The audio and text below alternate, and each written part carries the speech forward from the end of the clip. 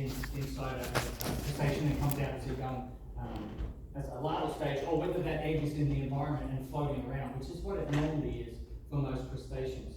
So the egg floats around and then it hatches, and the first stage larva is usually called, well actually the first thing that hatches out, or not, but it's in the egg, is something called a nauplius, and that is something that unifies all the crustaceans. No matter what type of crustacean you are, whether you are a terrestrial woodlouse, whether you are a edible brachyuran crab, whether you are a microscopic parasitic copepod that's hanging on the outside of a great white shark and doesn't look like a crustacean, okay? They all pass through a stage called the nauplius. It's the first thing that hatches out of the egg, or the first stage that's in the egg. You might think to yourself, I haven't seen the nauplius in my tanks. It's because the nauplius is in the egg and it hatches as a zoea, but the nauplius is there. So all crustaceans are linked by the fact that their first stage is a nauplius. And in fact, there's some famous work done on some parasites that live in the mouths of vertebrates. You might have heard something called a tongue worm. Okay, that's going to be found in foxes. It's famous in snakes and stuff like that. And this thing is a horrible little worm, lives in the mouth or the esophagus or somewhere of vertebrates. And it was always assumed to be a worm. And when they hatched it out of an egg, a nauplius came out. It's actually a parasitic crustacean that lives in the mouth of a dog. So think about that. But it hatched as a nauplius. That was the case. Then they did the genetics of it and looked at the reproductive biology and said, of course it's a crustacean, but because it was such a modified parasite, you had no idea that's what it was. So the nauplius is a defining feature of all crustaceans. You won't see it in a land hermit crab because it's in the egg and passes through that phase to the first zoea, and that's what hatches out, the first little shrimp-like form there. And you have multiple stages of zoea, up to about 5. There can be more. These stages have different lengths to them. If you have less than the standard number, it's often referred to as abbreviated development, but it can vary depending on conditions and species and everything like that. And then you pass through that to little stage that begins to look like a crab. Here it's called a megalopa.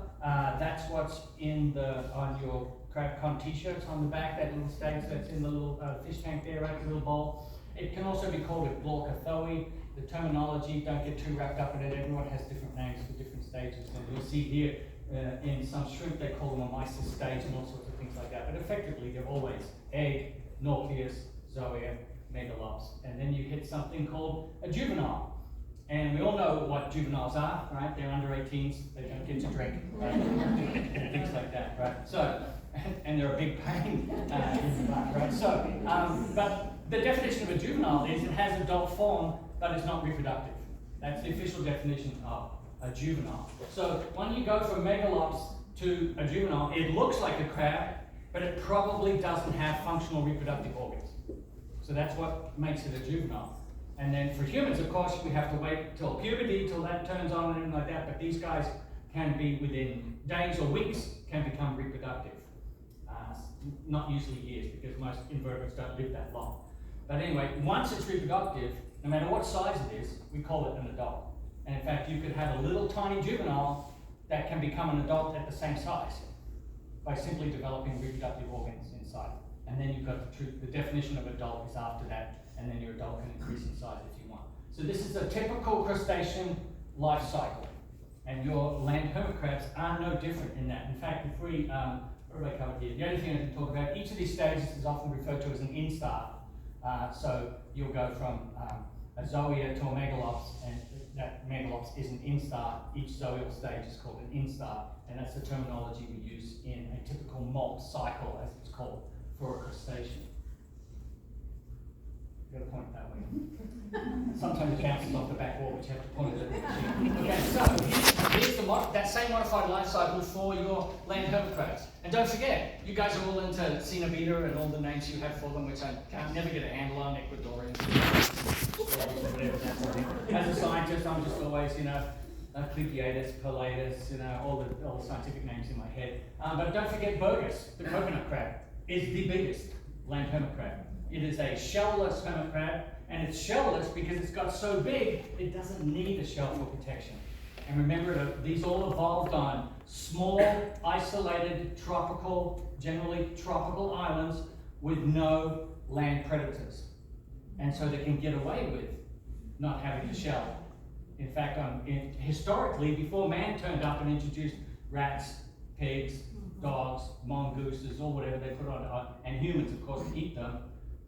In some cases, the land hermit crab, coconut crab, was the biggest terrestrial predator of some of those islands. And I've seen them. They can be this big. They can weigh pounds, right? They can break broomsticks with their claws. Oh gosh, they're huge. They can be the largest thing. So essentially, they are a really large, shellless land hermit crab. And their sexual biology is very similar. They just don't hang out in a shell, essentially. So this is a little closer to what I'm going to show you today. So the females run down to the water. As you know, they release their eggs into the water. They immediately hatch into the first stage, zoea, and it's going to pass through 1, 2, 3, 4, maybe 5. It varies according to conditions and species and stuff. That's all aquatic. The glaucothomi or megalopa, in this case, same name, same stage, different name. That's also aquatic. And then it's going to do its final molt into the juvenile, which is going to look like an adult, and it then becomes an asymmetrical hermit crab that then can fit into a microgastropod shell. And they find those tiny little microgastropods, because remember, snails have to grow up too, so they hatched out of an egg and they were a little larva, and they developed into a little tiny form, and they start secreting their shell. So when they are microscopic, they secrete a microscopic shell. So if you've got a healthy population of snails living in the ocean, you'll have a healthy population of little tiny micro snail shells for these guys to move into. So they move into their first shell, and then they can live for a certain amount of time aquatically, but essentially what they're going to do is then move out of the water, because they now are, once they have an adult form or juvenile form, they actually stop breathing with gills, which is an aquatic way to get oxygen, and actually develop something called a pseudo-lung. They have a vascularized wet tissue, just like your lung, which you need to do gas exchange, and they can actually drown if you keep them in too much water, as many of you probably know. So they're eventually going to sort of say, I need to breathe more oxygen as they get bigger, and they have to leave the water to move onto land to take up their existence. And then everything's about water conservation, and breathing's not a problem because air has many, many times more oxygen in it than the same volume of water does. But it's all about, you're always losing water when you're gas exchanging across wet membranes. We do it. Every breath we exhale has moisture in it. And you only have to breathe against a mirror to know that. And so we're constantly losing moisture through breathing. And these little guys do the same thing. So then they live in their shell, but they have to live in high humidity in places where water is available, either salt or fresh, because while they're breathing with their pseudo-lung, right, they're losing water all the time. And so then after that, when they become terrestrial, it's all about not desiccating it. Of course, they'll often be not